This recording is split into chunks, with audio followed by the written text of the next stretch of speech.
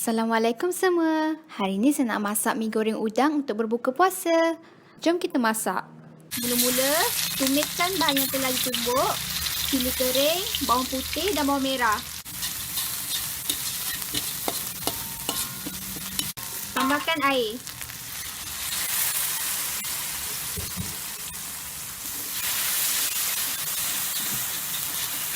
Letak sedikit sos cili.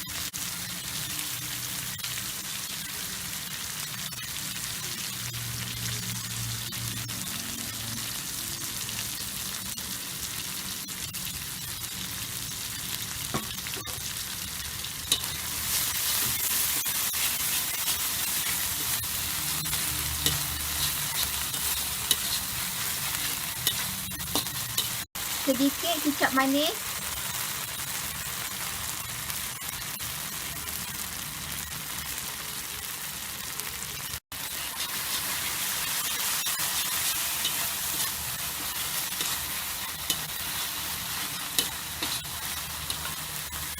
Udang.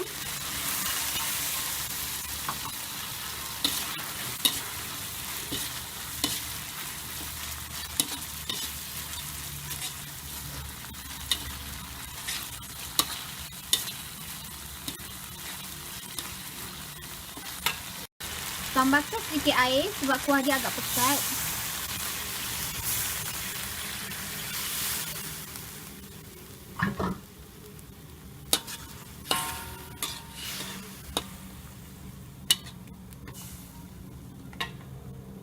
Cube ayam. Masukkan garam dan bahan perasa. Sekarang kita masukkan mi.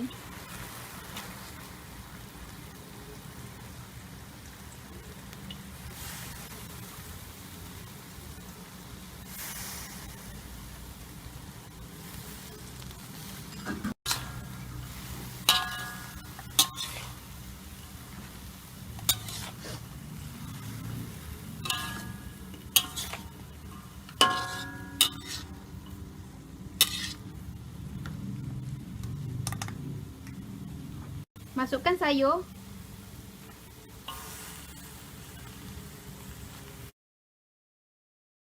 Cili merah.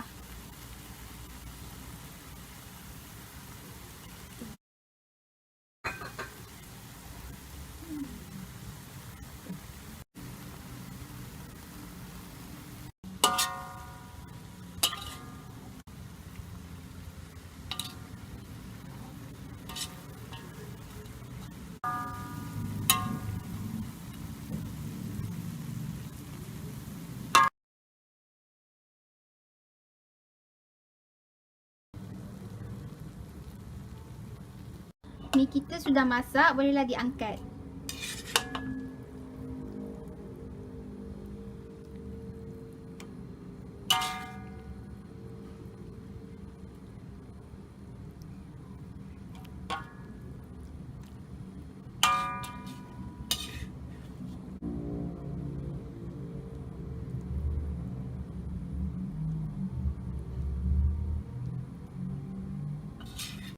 Inilah mi goreng udang. Sedap. Selamat mencuba. Jangan lupa like dan subscribe.